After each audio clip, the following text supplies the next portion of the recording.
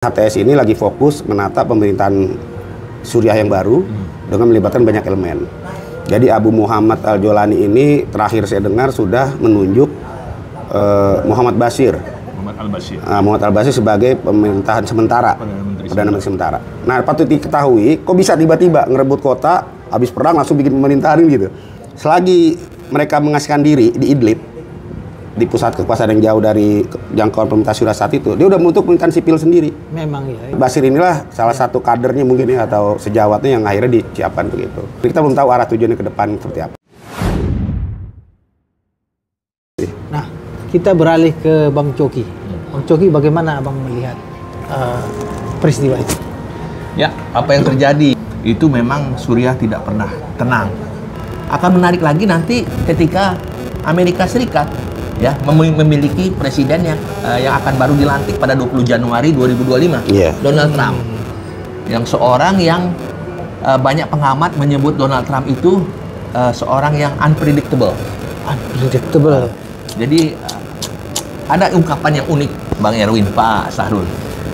The one thing is predictable about Donald Trump, Donald Trump's foreign policy is his unpredictability. Yang dapat diramalkan dari Donald Trump adalah tidak bisa diramalkannya apa kebijaksanaan yang akan diambilnya.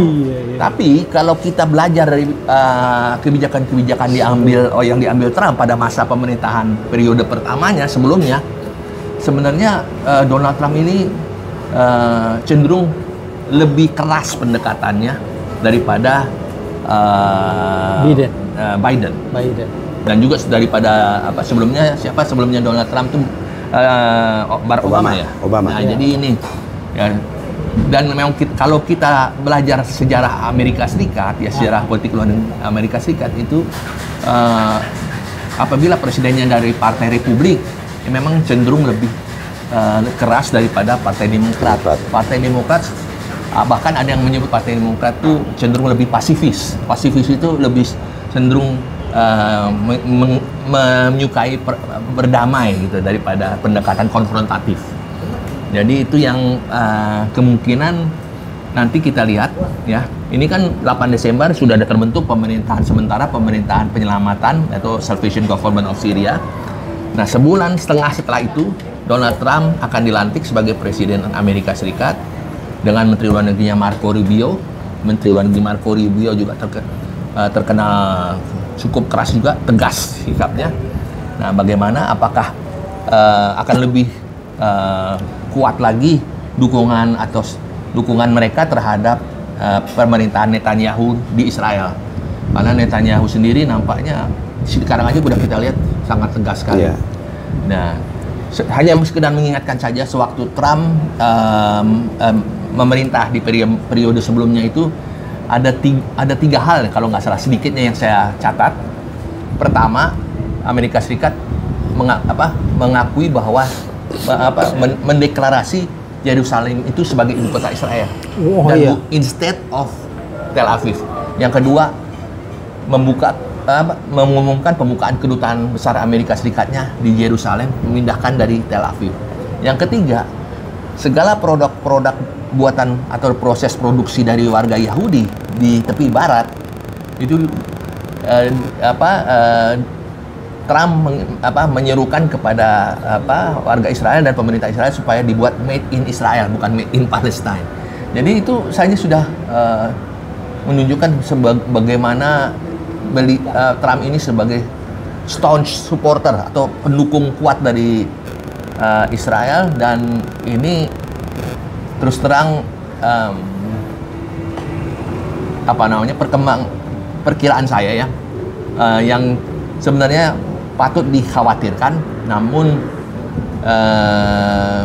mudah-mudahan yang kita perkirakan itu tidak terjadi begitu keras, karena saya berharap dari penasihat-penasihatnya Trump maupun pembantu-pembantunya seperti Menlu Marco Rubio, kemudian penasihat keamanan nasional Stephen Walsh, dan Menteri Pertahanan Pete Hegseth itu bisa memberikan pandangan-pandangan advisory yang cukup bijak. Jadi walaupun kita tahu Trump ini sebagai presiden yang cukup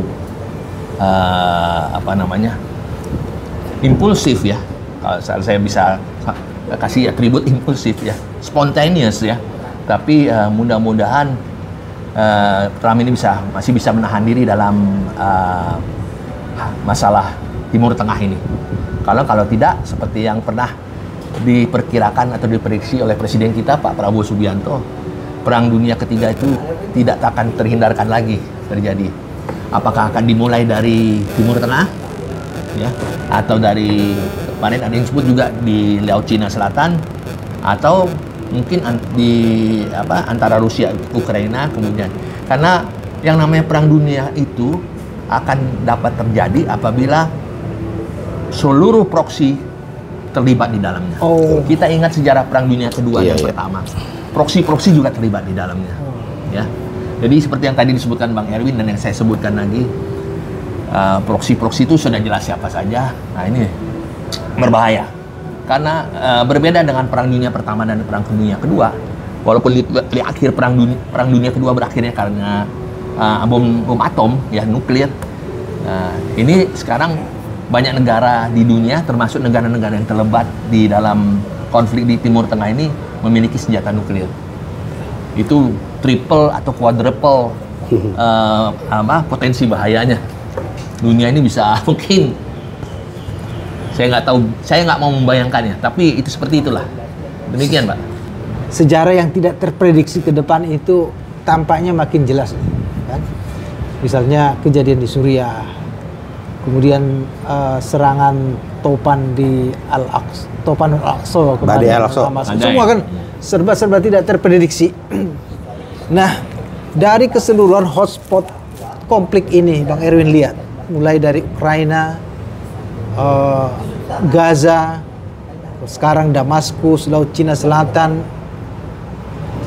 kira-kira biarpun dikatakan tadi unpredictable, prediksi Bang Erwin seperti apa dan apa implikasinya buat kita di Indonesia yang kelihatannya adem-adem aja nih, kan gitu. Ya, saya kira perkembangan geopolitik ya, termasuk peperangan atau konflik yang mengarah ke peperangan di beberapa titik dunia. Ya saya katakan ini semacam hotspot ya, titik panas yang tadi disebut sama Bang Sarul itu titik panas.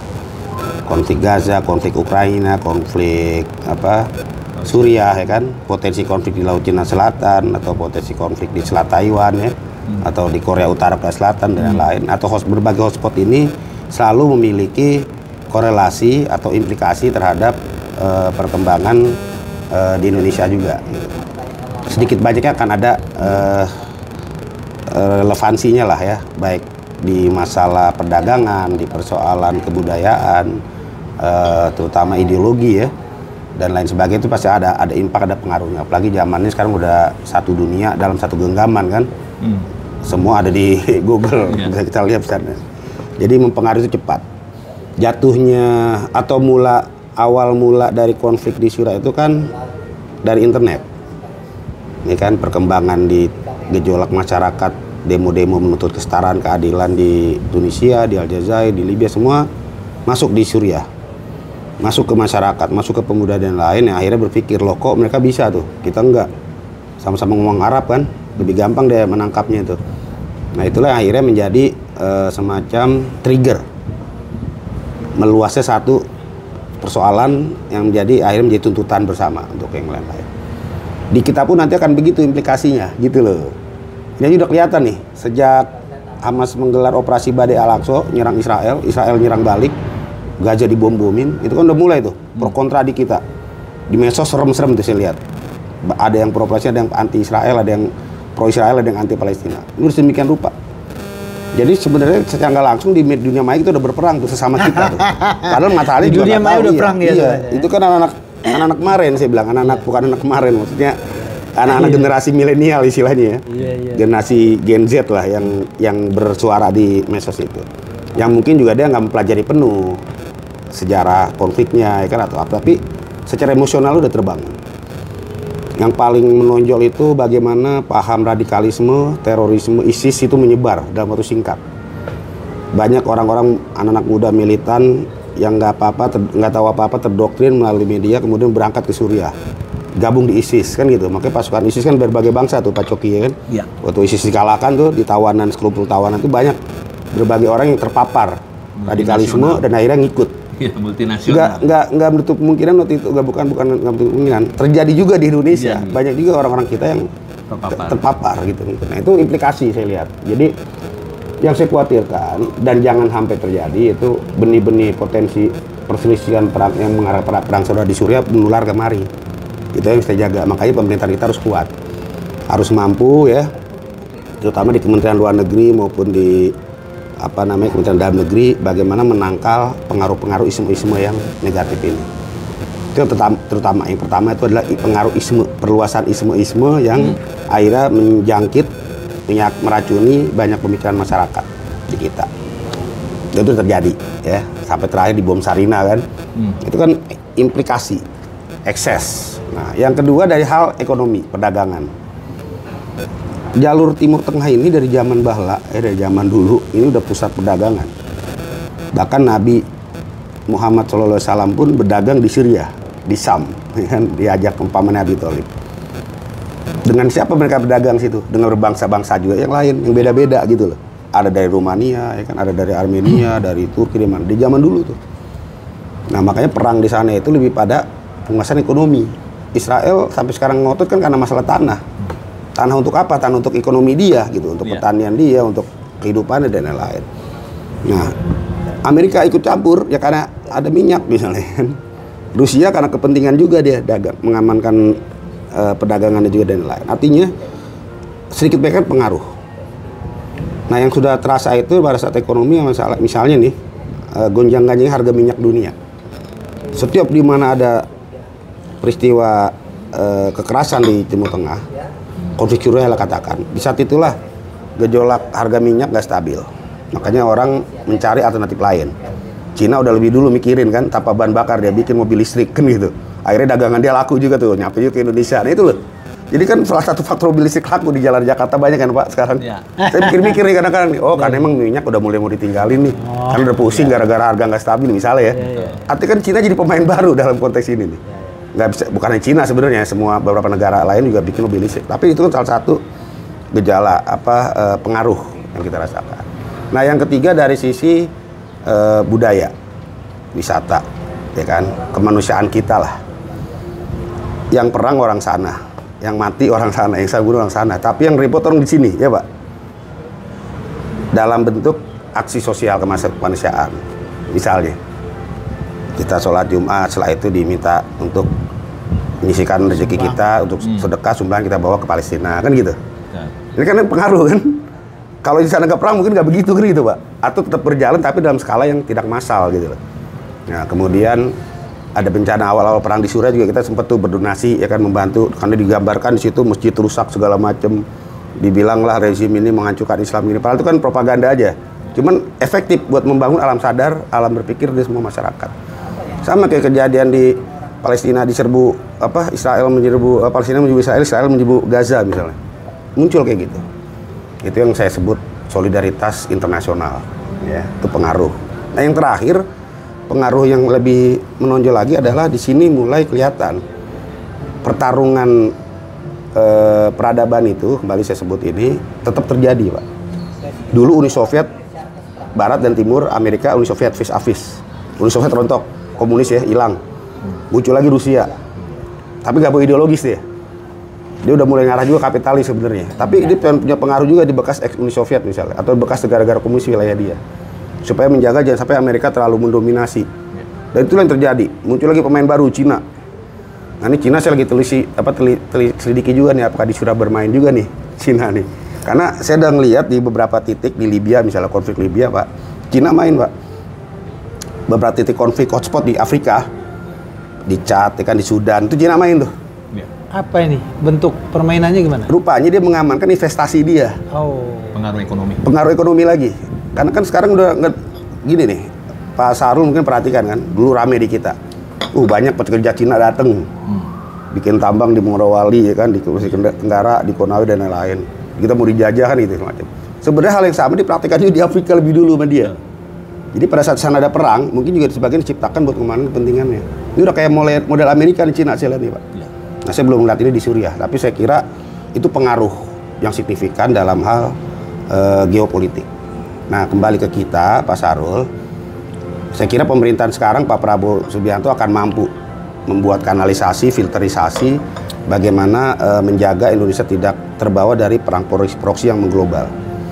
Karena kita pahami betul apa yang terjadi di Suriah hari ini, yang tadi dibilang unpredictable, sebenarnya sudah diprediksi atau bahkan sudah ditentukan. Seperti Pak Coki bilang, saya yakin nih HTS cepat karena memang Rusia sama Iran gak bertindak kan gitu. Mungkin udah ada omongan. Nah, saya pun berpikir yang sama gitu. Artinya Rusia ini juga udah kehabisan energi, perang lagi dengan Ukraina belum selesai, masih ngurusin ini. Kalau gua sikat ini HTS, perang panjang lagi di Suriah. Di Ukraina gue lemah nih, kan ada mikir gitu deh. Nah, bicara pilihan itu dia akan pilih kepentingan nasional pertama yang lebih utama. Betul. Di Ukraina ini diamanin dulu. Nah, berarti dia harus tinggalin nih kan gitu. Itu satu. Iran misalnya, dia nggak terlalu bertindak penuh karena dia pikir kalau gue terus berjuang kuat ini, toto Israel nyerang lagi sama dia dengan rudal-rudalnya yang terbaru nih. Energi gue habis di sini, mendingan gue fokus ya, tarik. Bisa jadi begitu. Selain HTS juga menjanjikan kondisi gak akan berubah setelah dia berkuasa. Nah, saya baru-baru dengar juga laporan kemarin, baru semalam, begitu saya diminta buat kita podcast gini, Pak. Itu teman di sana cerita, katanya, Bang, itu tentara milisi Irak sama Iran udah masuk ke Suriah. Ke Suriah untuk membantu rezim. Cuman masuknya terlambat, rezim udah nyerah. Tapi kan belum ada jaminan perang berakhir, Pak. Alasan utamanya kenapa ya? Dia takut orang Syiah, kan udah ada terjadi nih. Pimpinan HTS bilang, kita akan merangkul semua. Tapi bawahannya belum tentu, Pak. Makanya persekusi, ya kan, penindasan terhadap kelompok yang dulu backup Bashar al-Assad terjadi sekarang. Di lapangan belum tentu. Di lapangan belum tentu. Jadi banyak tuh penculikan, jadi pembunuhan terhadap orang-orang Arab. Nah, dasar itulah milisi Irak yang asal sama Syiah bergerak juga dimasuk untuk menyelamatin ini. Nah, itu satu ya. Jadi belum ada yang dikatakan aman 100%. Yang kedua, Israel. Kita tahunya Israel hanya menduduki dataran tinggi Golan. Bahasa Israel, bahasa Benjamin Netanyahu buat mengamankan wilayah dia, perimeter. Padahal faktanya 250 target militer, gudang peluru, pangkalan militer yang lain punya militer Suriah dibom-bomin, Pak. Ini sekarang masih gebom nih Israel nih. Artinya apa? Artinya ini kan Israel berpikir jangan sampai sisa-sisa senjatanya, laskarnya Bashar al-Assad ini jatuh ke HTS. Berusaha dilumpuhkan. Nah, lumpuhi duluan itu. Ini kalau bahasa orang-orang pakar militer itu preemptive strike. Preemptive ya kan? Menyerang tapi untuk mencegah lawan lebih besar gitu. 250 target. Ini kan luar biasa nih. Dan itu seantero Suriah. Artinya mumpung masih fokus nah ini itu dihajar. Makanya besok kalau HTS sudah sadar yang dituju Panglima Perang pasti garuk pala tuh. Ini gimana ceritanya kita ngalahin rezim senjatanya habis kan gitu. Karena kan dia udah menguasai alutsista modern seperti pesawat udara di pangkalan yang dikuasai, tapi belum dia papain karena nggak punya pilot, Pak. Pangkalan roketnya Rusia S-400, S-300 itu yang canggih. Dia nggak punya operator, ya kan? Nah, didiemin akhirnya gudang peluru senjata. Dan pada saat pendiaman itu terjadi, Israel ngebom-ngebomin. Tantangannya berat memang. Iya, artinya personil militernya kan udah pada bubar itu. Saya yakin ini akan juga mengganggu nanti konsolidasi pemerintahan sementara yang akhirnya berpikir tadinya dia mau peace aja kan, akhirnya tadi seperti Bapak bilang mungkin dia menargetkan juga Israel berikutnya kan gitu. Nggak ada yang tahu. Kalau Jelani sendiri, pemimpin besar HTS ini kan udah mengatakan kami akan konsolidasi, tidak akan ada perang lagi masa depan di Suriah. Ya, idealnya begitu. Idealnya di pemikiran dia, tapi fakta-fakta di lapangan menunjukkan itu tidak sesederhana mungkin. Nah, berikutnya Amerika Serikat ini punya pangkalan di Dara. Dara ini wilayah Suriah Selatan. Dia punya menempatkan 900 personil. Ini masih milik Suriah ini? Punya Suriah, tapi dikuasai sementara oleh Amerika Serikat supaya mencegah waktu itu jangan sampai oposisi dikalahkan penuh sama rejim Bashar al-Assad. Sama kayak Rusia hadir lah, kurang lebih. Cuman berarti atas izin? Iya, tentunya nggak atas izin. Kayak Turki masuk ke Turki Utara pakai izin nggak? Enggak kan? Ke Suriah Utara, terus Israel dudukin luar pakai izin nggak? Bahkan nggak. Diam-diam, Pak. Ini langkah-langkah negara-negara ini mengamankan kepentingannya. Nah, itu ada 900 personil. Begitu jatuh si Bashar al-Assad, logikanya kan kehadiran Amerika udah nggak ada artinya lagi dong. Karena udah dianggap dia udah nggak lagi perlu jagain yang harus dijagain. Justru ditambah pasukannya. Dikirim lagi tuh dari Qatar, dari pangkalan yang di Bahrain atau di Qatar itu. Mungkin hari ini sekitar 2000-an. Artinya apa? Artinya sekali lagi masih saya berpikir ini masih lama penyelesaian. Situasinya masih seperti ini. Faktor internal, eksternal tadi ya, internal. Kelompok Kurdi ini, SDF ini sebenarnya kelompok terbesar pertama sebelum HTS dibanding rivalnya pemerintah Suriah. Kenapa? Karena dia mengalahkan ISIS. Di perang Suriah itu terkenal begini, siapa mengalahkan siapa itulah yang terkuat. Karena pasukan yang dikalahkan cuma punya dua pilihan. Dia mati dieksekusi atau dia bergabung. Nah itu yang terjadi. Kurdi ini makin kuat. Setelah mengalahkan ISIS di konflik di Kobani waktu itu, sama di Raqqa. Bahkan dia membebaskan Raqqa dan lain. Nah, sementara dia juga nggak tunduk sama pemerintah Bashar. Nah, sekarang negosiasinya kan dia minta otonomi daerah. Bukan otonomi daerah, bukan semacam negara sendiri. Negara otonomi yang khusus, yang wilayah khusus. Wilayah otonomi khusus. Ini belum tentu pemerintahan transisi ini bisa nyanggupin nih. Ini bisa perang lagi. Nah, titik perangnya panjang nih. Nah, kemudian di kalangan sekuler, Front Free Syrian Army. Yang notabene sebenarnya orang-orangnya Bashar juga dulu, tapi mau belot. Nah, dia kan terpinggirkan sekarang, tapi didukung sama Turki. Nah, berarti Turki bisa memaksakan ini karena SDF dan ini nggak ketemu. Karena yang satu lawan Turki, yang satu pro Turki. Ini tanggung jawabnya besar. Artinya sekali lagi di sini diperlukan HTS tidak didukung Turki kah? Sebagai elemennya didukung. Karena kepentingannya kan satu, sama-sama jatuhin Bashar al-Assad. Nah, pada saat udah jatuh, di sini kita bicara kan pasca. Tadi kan pertanyaannya Bang Sahrul, prediksinya gimana? Saya hanya berpikir koalisi ini kan gak lama. Jadi bisa berubah setiap saat. Nah, bolanya di mana sekarang? Kalau bicara pemain bola nih, kita ibaratkan dengan pemain bola. Siapa yang bisa punya kendali bola terhadap konflik Suriah di masa depan penyelesaiannya? Kalau menurut saya, PBB harus turun tangan. PBB kita libatkan, harus terlibat. Kenapa harus terlibat PBB? Karena ini bukan skala konflik regional atau lokalan nih. Ini udah internasional. Ini udah banyak pemain, bahkan Amerika dan Rusia turun langsung di satu wilayah yang tengah perang kan baru kali ini terjadi nih. Nah, belum Inggris, belum Perancis dan lain tuh. Jadi PBB harus turun tangan. Kenapa? Karena ada banyak masalah yang tidak bisa ditangani oleh pemerintah HTS saat ini. Pemerintahan Syrian Salvation Army ini. Pemerintahan penyelamatan Syria nih. Masalah apa yang nggak bisa dia bisa harus kita dibantu oleh masyarakat internasional. Yang pertama masalah pengungsi. 12 juta orang, Pak. Mau balik kemarin aja, mau balik yang ada di Libanon aja sama di Yordania, mau balik begitu jatuh tanggal 9-10. Itu macetnya panjang, Pak. Di dua ada jalur perbatasan tuh. Ini belum bicara yang lari ke Libanon, ke Israel, ke daerahnya dikuasai Hizbullah. Kan belum yang di Turki. Belum yang di Arab Saudi. Kalau 12 juta orang karena keinginan sekian lama dia mengungsi, sekarang udah merdeka katakan gitu ya, pengen balik, ingin kembali. Dan di saat bersamaan apa jadinya tuh? Masalah jalan mungkin dia bisa bensin masing-masing, tapi di tengah jalan makannya, sanitasinya, pelayanan kesehatannya, kehidupannya di sana. Harus badan pengungsi PBB turun tangan. Nggak bisa di pemerintahan yang baru. Pemerintahan baru dia belum punya duit. Memiliki kemampuan untuk dia belum punya kemampuan dan belum punya pengalaman. Itu satu ya. Yang kedua masalah diplomasi internasional. Bagaimana meyakinkan aktor-aktor lain nih, kayak tadi Rusia, Amerika, Israel, udah bantu gua dulu, adem dulu gini. Itu dengan punya kepentingan dia punya orang-orang di lapangan di masyarakat Suriah sendiri yang berbeda-beda secara usaha, dia kan sulit juga. Saya mau tanya langsung nih, Bang Erwin. Itu kan potretnya tadi begitu ya, begitu seramnya masa depan Suriah itu kan. Apa peranan Indonesia harusnya? Nah, saya akan mengarah ke situ. Kan? Saya akan mengarah ke situ. Nah, jadi itu saya kasih ini dulu gambarannya dulu ya, menurut saya nih. Tadi masalah kedua diplomasi internasional. Masalah ketiga rekonstruksi, Pak. Ya. Hampir dari 2011 sampai 2024, berarti 13 tahun perang. Kira-kira berapa bangunan tuh yang hancur? Berapa jalan yang rusak? Berapa rumah sakit yang tidak bisa digunakan? Berapa sekolah yang tidak bisa digunakan? Berapa banyak sarana infrastruktur lainnya, bentuk-bentuk fisik yang hancur, yang harus dibangun kembali. Ini kan panjang. Bisa jadi rusak ke 13 tahun, kita kan nggak pernah data statistik nih, tingkat kerusakan di Suriah seperti apa. Tapi saya mengacu pada yang pernah disebut sama Wikileaks aja mengenai kerusakan di Gaza. Dalam perang 1 tahun aja katanya butuh waktu 50 tahun lebih, Pak, buat dibangun lagi. Apalagi Suriah yang lebih luas dari Gaza berkali-kali.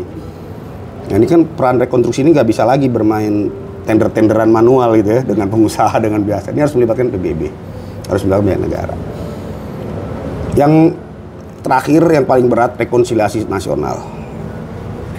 Orang Alawi bapaknya dibunuh sama orang Sunni. Orang Sunni anaknya dibunuh sama orang Drus, segala macam. Ini kan akan menimbulkan dendam dan dia tahu pembunuhnya siapa, dia segala macam. Ini akan terus melahirkan generasi pendendam. Nah, ini salah satu implikasi konflik kita aja, konflik PKI dulu tahun 60-65 ya kan. 65 lah menurut saya sampai sekarang aja masih terasa, Pak. Bagaimana rekonsiliasi nasional itu panjang. Nah, apalagi ini bunuh-bunuhan langsung depan mata. Jadi 4 persoalan inilah yang saya kira pemerintah Suriah baru ini harus banyak belajar dari negara lain menangani konflik-konflik yang pernah terjadi, konflik-konflik komunal. Nah, di sini saya kira Indonesia harus menyuarakan, ini bisa peranan kita ya. Menurut saya, Pak Prabowo ini kan hubungan dengan Timur Tengah juga bagus. Kita ini harus bisa menyuarakan ke PBB, bahwa kita harus turun tangan membantu. Artinya secara Indonesia masuk jangan sendiri gitu loh. Kita dorong badan dunia ini supaya terlibat. Di saat itu kita ngambil peran seperti bagaimana kita masalah Timur Tengah dari dulu nggak pernah absen. Indonesia cuman satu dari sedikit negara yang punya rumah sakit di Gaza. Itu bukti kita peduli. Berapa konflik di Timur Tengah, pasukan Garuda, TNI kita selalu kita kirim. Itu bentuk kita peduli. Nah, saya kira dalam konteks ini yang pertama, memang harus dikirim pasukan pengaman PBB dulu. Iya. Jadi memang Indonesia memiliki kewajiban moral sebagai negara dengan mayoritas penduduk Muslim. Diminta nggak diminta, kita akan menyuarakan itu. Kita melihat Suriah itu dalam keadaan yang sangat memprihatinkan, ya. Kalau boleh saya komentari, kondisinya mirip-mirip atau sama dengan Gaza saat ini.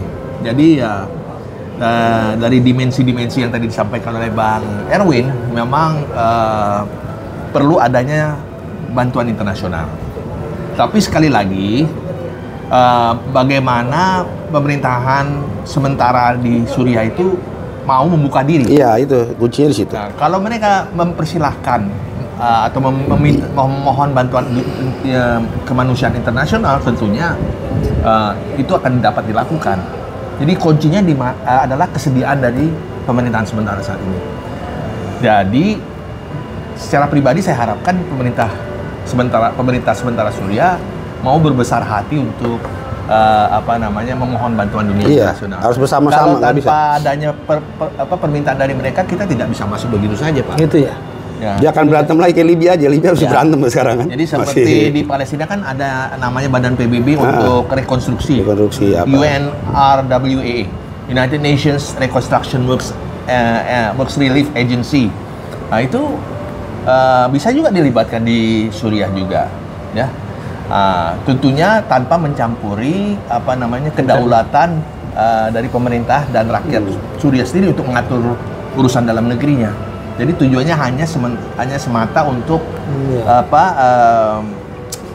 menata kembali itu ya, hal-hal yang tadi disebutkan oleh Bang Erwin tadi. 4 PR besar itu menurut saya. Jadi ini memang bukan masalah yang mudah. Jadi kita harapkan nanti kalau sudah terbentuk kabinetnya secara lengkap ya, pemerintahan sementara ini yang dipimpin oleh Muhammad Al-Bashir ini, mereka berikan pernyataan yang jelas, yang tegas dan jelas mengenai ke arah kedepannya. Mau kemana kan? Rekonstruksi dan pembangunan atau pembangunan kembali. Dan ini memang tidak mudah karena memang seperti yang tadi kami sampaikan bersama Bang Erwin, ini banyak keterlibatan pihak-pihak sih sebenarnya. Nah, ini yang repot ini, termasuk negara besar seperti Amerika Serikat ya. Nah, benar yang disampaikan tadi mengenai Rusia memang sudah tidak seperti Rusia dulu lagi. Mereka sudah sangat terbatas anggarannya, kemampuannya.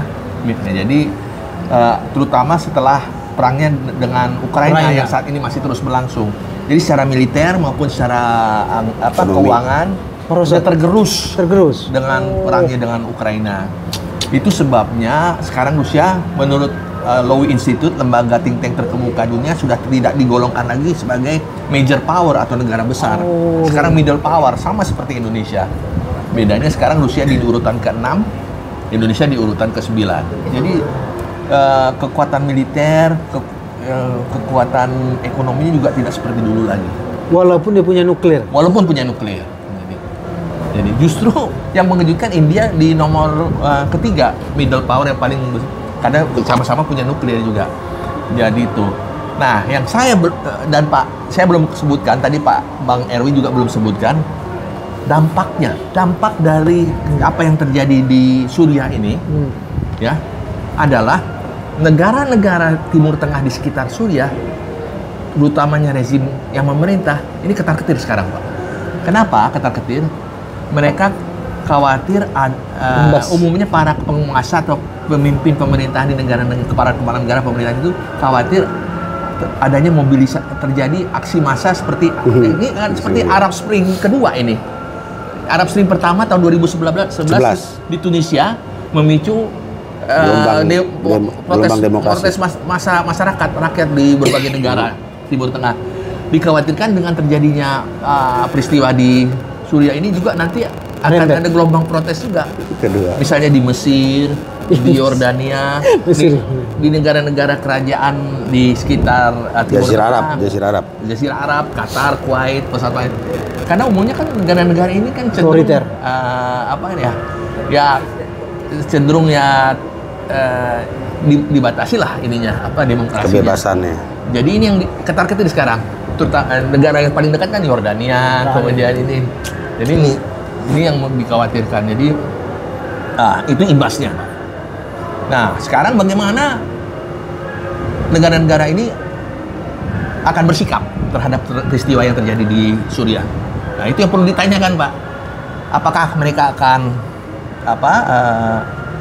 cuek, tidak peduli? Karena kita ketahui waktu terjadinya serangan Israel ke Gaza atau cuek kan? Tidak ada respon. Tidak ada respon pernyataan sikap. Betul. Satu-satunya pernyataan sikap hanya menyerukan supaya dilakukan gencatan senjata. Ya. Kenapa seperti itu?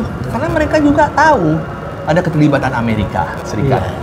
Negara-negara di Jazirah Arab ini umumnya secara finansial, secara ekonomi tergantung pada Amerika Serikat dan juga secara keamanan. Jadi mereka juga nggak berani untuk bersuara sedemikian frontal. Yang kedua, mereka juga tahu persis apabila mereka bersikap konfrontatif terhadap Israel, bukan hanya Israel saja, mereka hadapi Amerika Serikat juga gitu. Jadi itu. Bahkan negara di Timur Tengah yang paling besar, di Jazirah Arab yang paling besar, Arab Saudi sendiri diam saja kan, tidak ada mengeluarkan pernyataan. Artinya kita juga tahu Arab Saudi juga merupakan monarki absolut juga. Jadi mereka negara-negara ini kalau menurut perkiraan saya akan cenderung diam saja, karena kalau mereka mengeluarkan pernyataan yang sifatnya antitesis atau negatif terhadap perkembangan yang di Suriah ini, khawatirnya akan ada memicu gelombang massa di dalam negeri mereka. Jadi ini yang dikhawatirkan. Nggak ada kan pernyataan-pernyataan? Betul. Jadi itu normatif aja. Iya. Ada. Nah, itu satu. Yang kedua, apakah sudah ada pernyataan ucapan selamat dari para pemimpin dunia kepada Al-Jolani atau Al-Basir? Iya, nggak ada. Nah itu. Karena mereka wait and see, masih menunggu sikap wait and see. Ini, jadi mereka masih menunggu sejauh mana pemerintahan baru ini menyatakan arah politik luar negeri mereka, arah kedepannya. Nah, ini terkait dengan yang tadi itu. Ya kan, ini kan HTS ini kan afiliasinya dengan Al-Qaeda, dengan ISIS juga, ya. Nah, kebanyakan negara-negara ini masih hati-hati memberikan komentar karena mereka ragu-ragu apakah benar wajah moderat yang ditampilkan oleh Al-Jolani pura-pura atau itu benar-benar demikian adanya atau hanya untuk istilahnya pencitraan saja. Nah, itu tergantung nanti bagaimana pendekatan pemerintahan baru ini terhadap rakyatnya. Apakah akan menerapkan, mohon maaf nih hukum syariah yang ketat, ya. Dan seperti yang terjadi di Afghanistan kan, wajahnya tadi oleh Taliban kan, kami tidak seperti itu. Nyatanya kita lihat sendiri kan, apakah seperti itu? Nah ini, jadi mereka masih wait and see. Nah, menarik kalau untuk mengomentari apakah nantinya Suriah ini akan berbentuk Republik Islam. Republik atau apa gitu Islamic kan? Republic seperti Iran. Atau Jadi Imarat. terkait dengan hubungan mereka dengan Iran juga. Kalau mereka Menarik. dalam 1 tahun ke depan atau 6 bulan ke depan menyatakan membuat konstitusi baru, saya perkirakan mereka akan buat konstitusi baru. Iya.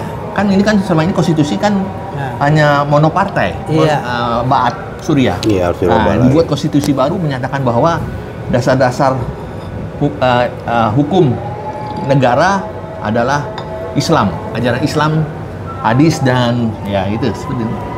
Ya, Al-Ijma dan Al-Qiyas misalnya semuanya gitu. Jadi ini baru ketahuan kan, oh ini arahnya Republik Islam. Nah, ini juga akan menentukan. Iran juga saya rasa juga menunggu juga. Menunggu ya. Kalau ini Republik Islam seperti Iran, Bisa. mungkin, Bisa ini ya. mungkin ini. Kita lihat nih Pak, Iya. karena bukan hanya pembenahan yang dilakukan oleh pemerintahan baru Suriah aja yang kita perlu perhatikan, bagaimana nanti konstitusi ini disusun. Tentunya nanti akan ada pemilihan umum, memilih parlemen baru. Parlemen baru ini nanti akan merumuskan, ya tentunya namanya Atau tanpa pemilu pemerintahan. kan?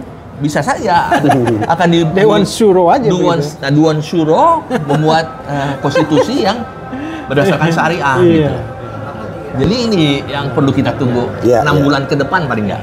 Baik. Kita wait and see ya. Ya. Baik Bang Coki, Bang Erwin, terima kasih bincang-bincang kita hari Sama-sama. ini. Ini belum selesai. Ya. Seperti yang Bang Coki maupun Bang Erwin katakan, situasi ke depan belum teraba seperti Masih apa fluid. kan? Masih fluid. Semua orang saling nunggu nih seperti Betul, apa. betul.